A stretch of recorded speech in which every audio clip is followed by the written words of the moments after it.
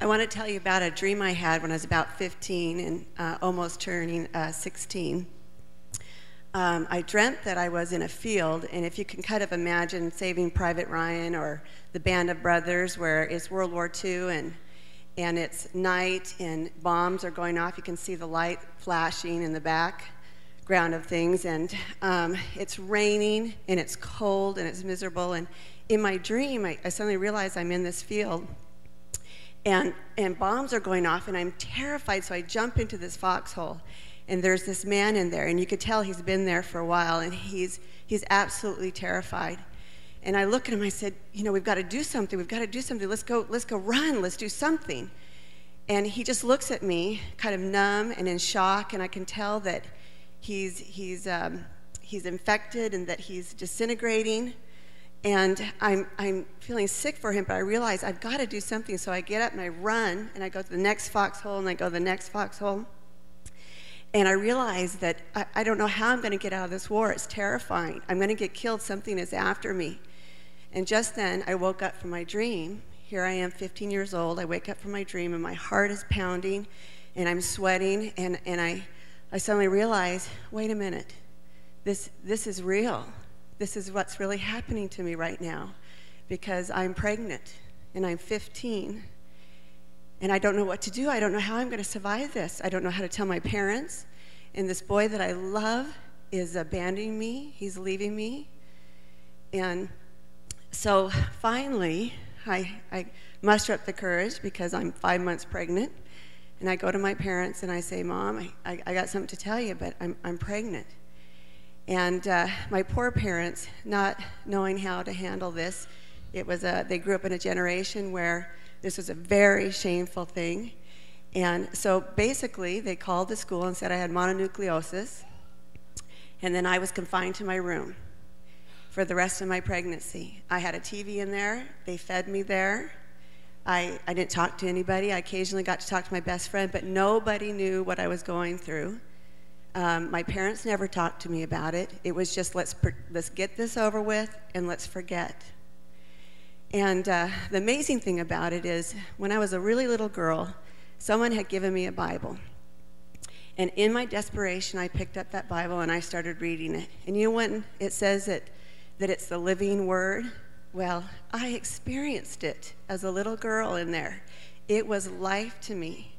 And as I read the Word, and I didn't understand anything, but it filled me with life and hope. And as my little baby moved around inside of me as a now 16-year-old, it was sweet. As isolated and abandoned as I was, it was sweet because I talked to Jesus. I talked to this little baby inside of me, and he gave me some sort of hope. Well, then it was time to deliver this child. This doctor that my parents had taken me to, no one advocated for me. There was nobody. The doctors didn't. He just looked at me like I was, like a prostitute. And, was suspicious, thinking that I'd used drugs or that I had multiple partners and on. And I had nobody advocating, and I was so scared and so little, I just sat there. Well, it was time to deliver. And it was in the middle of the night, and I was rushed to the hospital. And this is the thing, is that I really feel like I was still in war, and now I was a prisoner of war. And the enemy had taken me captive, because they brought me in and they strapped me to the table. They strapped my legs and my arms to the table. They did things in preparation for the delivery that I'm not even going to tell you, that felt like I had been raped. And then proceeded to bring in something like 15 doctors. They must have been in residence to come and watch. And I had asked the doctor, I said, one thing, please, will you let me, would you put me out during this labor and delivery thing? Would you please put me out? He says, I promise, I'll put you out. And as I'm strapped, and I'm holding on to the bar with my dear life, and as I'm strapped there, I realize they're not going to put me out. And I keep talking to the nurse, when are you going to put me out? When are you going to put me out? And because I knew that pretty soon my little girl was going to be gone. And that was going to be it, because it wasn't an option. She was going to be adopted out. And just as I delivered her, I didn't even have a chance to even see her, but just as I delivered her, they put a mask over my face, and I was out. And 2 weeks later after that, I went back to school. And for many years, I pretended that it never happened. But we all know I knew it happened. I prayed every year for my little girl, and I thought about her all the time, but I was racked with shame. And it was a huge secret. And oh my gosh, my parents, not one time was it mentioned. It was over with and done, but of course you know it wasn't.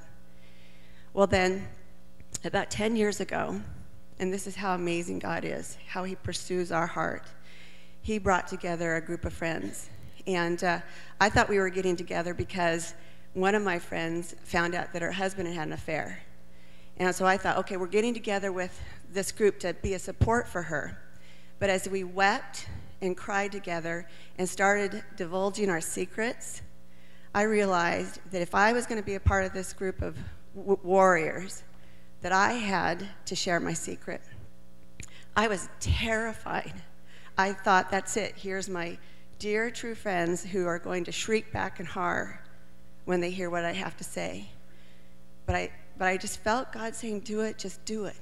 So I did one day and shocked the living daylights out of them, but I did. And they didn't shriek in horror. They hugged me, they cried, we laughed together, and for the first time in all those years, I felt free from my shame. And so then, about 1.5 years later, things were cruising along, and I said, I'm going to start looking for my little girl. And I came home from a trip one night, really late at night, and I put my kids to bed, and I was going through a pile of mail when all of a sudden I see this letter. And I thought, well, this is odd. I wonder who this is from. So I opened it, and this is, like I said, about midnight. My kids are in bed, and my husband's working. And I opened it and said, Dear Vicki, my name is Allison Russell, and I'm your biological daughter. And I just cried and screamed. I'm not kidding, for like an hour, in absolute joy. I couldn't read the rest of the letter. I was so thrilled that God had done this, because I had been searching for about 1.5 years and hit roadblock after roadblock. I could not find her. And here was this letter, and I read it and wept, and it was midnight, and I couldn't call her, but I called her up the next day.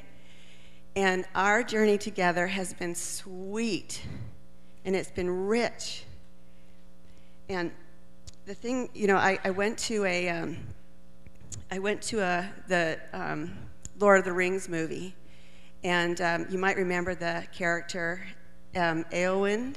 She was a princess, and it's a scene where she's fighting the Witch King, and she's just slayed the dragon with her sword, and this dragon thing falls to the ground, and this Witch King, this wraith, the king of all wraiths, he comes over her, and he's huge and menacing, and he looks down at her, and he grabs her throat, and he says to her, "Fool, no man can kill me."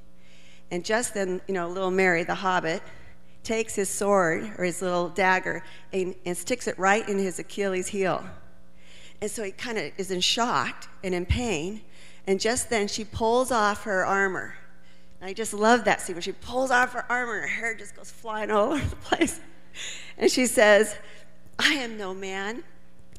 You're looking upon a woman." And after that movie, I said, what is it that resonates so much in that scene for me? And I realized that God said to me so gently and wonderfully, he said, "Vicki, the reason that movie resonates in you is you are a warrior, and you're going to fight for your heart." And my friends, my dear friends, we fought for my heart. We fought for each other's heart. And I want to say to you that, we're kind of a band of sisters, right? And we are in war, and we're going to fight for each other's heart.